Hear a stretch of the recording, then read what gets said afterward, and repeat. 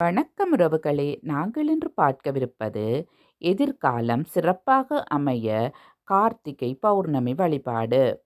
கார்த்திகை மாதம் என்பது மிகவும் சிறப்புக்குரிய மாதம் என்றும், அந்த மாதத்தில் வரக்கூடிய ஒவ்வொரு நாளும் மிகவும் சிறப்புக்குரியதாக திகழ்கின்றது என்றும் நம் அனைவருக்கும் தெரியும்.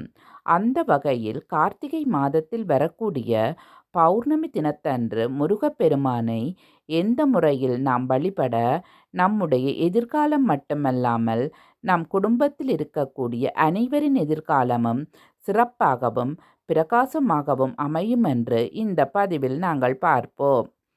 சிவபெருமானுக்கும் முருகப்பெருமானுக்கும் உகந்த மாதமான இந்த கார்த்திகை மாதத்தில் வரக்கூடிய பௌர்ணமி என்பது டிசம்பர் மாதம் 14ஆம் திகதி மாலை 4:18க்கு ஆரம்பித்து டிசம்பர் மாதம் 15ஆம் திகதி மாலை 3:13 வரை இருக்கின்றது.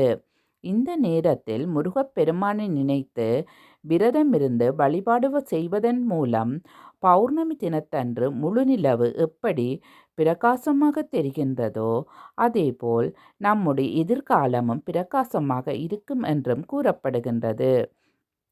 அந்த விரதத்தை பற்றி இப்பொழுது நாம் மிக விரிவாக பார்ப்போம். பௌர்ணமி என்பது அனைத்து தெய்வங்களுக்கும் உகந்த தினமாக கருதப்படுகின்றது. அன்றைய தினத்தில் அனைத்து தெய்வ ஆலயத்திலும் சிறப்பான வழிபாடுகளும் பூஜை முறைகளும் இருக்கும். நாமும் அதேபோல் வீட்டில் பௌர்ணமி தினத்தன்று சிறப்பாக வழிபாடுகளையும் மேற்கொள்வோம். எப்பொழுதும் செய்யும் வழிபாட்டோடு முருகப்பெருமானை இந்த பௌர்ணமி தினத்தில் வழிபாடு செய்யும் பொழுது நமக்கு பலவிதமான நன்மைகள் உண்டாகும் என்று கூறப்பட்டுள்ளது. இந்த வழிபாட்டிற்கு கண்டிப்பான முறையில் விரதம் இருக்க வேண்டும். பௌர்ணமி தினம் எந்த நேரத்தில் ஆரம்பிக்கின்றதோ, அதாவது சனிக்கிழமை மாலை நேரத்தில் ஆரம்பிக்கின்றது என்னும் பட்சத்தில் அந்த நேரத்திலிருந்து அந்த பௌர்ணமி திதி நிறைவடையும் நேரம் வரை நாம் விரதம் இருக்க வேண்டும். ராகு காலம் யமகண்டத்தை தவிர்த்து மீதம் இருக்கக்கூடிய நேரத்தில் முருகப்பெருமானுக்கு நாம் பூஜையும் வழிபாட்டையும் மேற்கொள்ளலாம். முருகனின் சிலை அல்லது வேலிருக்கும் பட்சத்தில் சந்தனத்தால் அபிஷேகம் செய்ய வேண்டும். பிறகு வாசனை நிறைந்த மலர்களால் அவருக்கு அலங்காரம் செய்து கொள்ளுங்கள். அர்ச்சனைக்கும் வாசனை நிறைந்த மலர்களையே பயன்படுத்துங்கள். நெய்வேத்தியமாக பால் சாதம், இளநீர், பால் பாயாசம் போன்றவற்றை வைக்கலாம். பிறகு ஒரு தாம்பாள தட்டில் 6 அகல் விளக்குகளை வைத்து சுத்தமான பசுனை ஊற்றி திரி போட்டு வடக்கு பார்த்தவாறு தீபமேற்ற வேண்டும். தீபமேற்றி முடிந்த பிறகு அந்த தீப சுடரொளியை பார்த்தவாறு ஓம் சரவண பவாய நமக என்னும் மந்திரத்தை 108 முறை உச்சரிக்க வேண்டும். அவ்வாறு உச்சரிக்கும் பொழுது மலர்களால் அர்ச்சனை செய்து கொள்ளலாம்.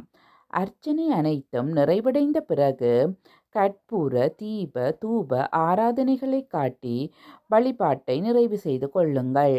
நீங்கள் எப்பொழுது வழிபாட்டை செய்தாலும் பௌர்ணமி திதி நிறைவடைந்த பிறகுதான் உங்களுடைய விரதத்தை பூர்த்தி செய்ய வேண்டும். தங்களுடைய எதிர்காலம் எப்படியிருந்தாலும் பரவாயில்லை, தங்களுடைய பிள்ளைகளின் எதிர்காலம் சிறப்பாக இருக்க வேண்டும் என்றுதான் ஒவ்வொரு பெற்றோர்களும் நினைப்பார்கள். அந்த வகையில் பிள்ளைகளின் எதிர்காலம் சிறப்பாக இருக்க வேண்டும் என்பதற்காக கார்த்திகை பௌர்ணமி தினத்தன்று முருகப்பெருமானை நினைத்து இந்த முறையில் வழிபாடு செய்யுங்கள். முருகனை வளர்த்த கார்த்திகை பெண்களை சிறப்பிக்கும் விதமாக சிவபெருமானால் உருவாக்கப்பட்ட விரதம் கிருத்திகை அல்லது கார்த்திகை விரதமாகும். எனவே இந்த மாதத்தில் முருகனுக்கு விரதம் இருப்பது மிகப்பெரிய பலனை பெற்றுத்தரும். கார்த்திகை நாட்களில் முருகப்பெருமானுக்கு சந்தன அபிஷேகம் செய்து வழிபட்டால் குழந்தை பாக்கியம் கிடைக்கும்.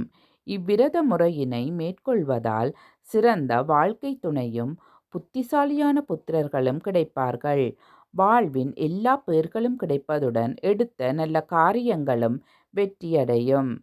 கார்த்திகை மாதத்தில் கிருத்திகை நட்சத்திரத்தில் சந்திரன் பிரவேசிக்கும் போது பௌர்ணமி ஏற்படும்.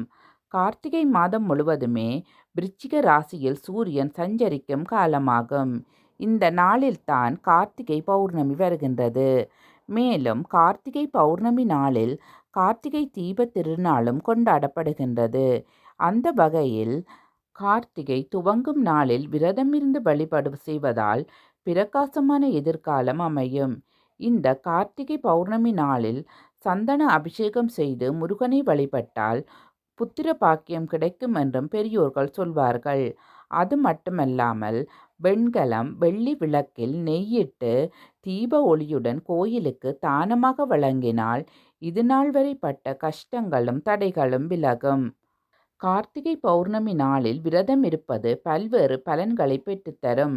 கந்த சஷ்டி 6 நாட்களும் விரதமிருக்க முடியாமல் போனவர்கள் கூட இந்த பௌர்ணமி நாளில் விரதம் இருந்தால் அதே பலன்களை பெறலாம் என்றும் சாஸ்திரங்கள் கூறுகின்றன. கார்த்திகை பௌர்ணமி அன்று கிரிவலம் வருவது மிகவும் சிறப்பு. அதேபோல கார்த்திகை மாதம் தினமும் விளக்கேற்றுவது கூடுதல் சிறப்பை தரும். அப்படி தினமும் விளக்கேற்ற முடியாதவர்கள் துவாதசி, சதுர்த்தசி, பௌர்ணமி ஆகிய 3 தினங்களிலும் கண்டிப்பாக நெய் தீபம் ஏற்ற வேண்டும். கார்த்திகை மாதம் முழுவதுமே வீட்டு வாசலில் தீபமேற்றி வைக்கும் வழக்கம் நம்முடைய மரபில் உள்ளது.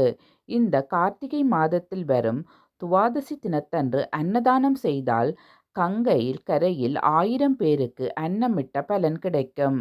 அதேபோல் நெல்லி தானம் செய்தால் உயர் பதவி கிடைக்கும் என்றும், விளக்கு, பழங்கள், தானியங்கள், வெண்கல பாத்திரங்கள் தானம் செய்தால் செல்வம் பெருகும் என்றும் பெரியோர்கள் கூறுவார்கள். என்னுடைய பதிவுகள் குறித்து உங்கள் கருத்துக்களை எதிர்பார்க்கின்றேன். அத்துடன் எனது சேனலை சப்ஸ்கிரைப் பண்ணி லைக் பண்ணுங்கள் உறவுகளே. நன்றி.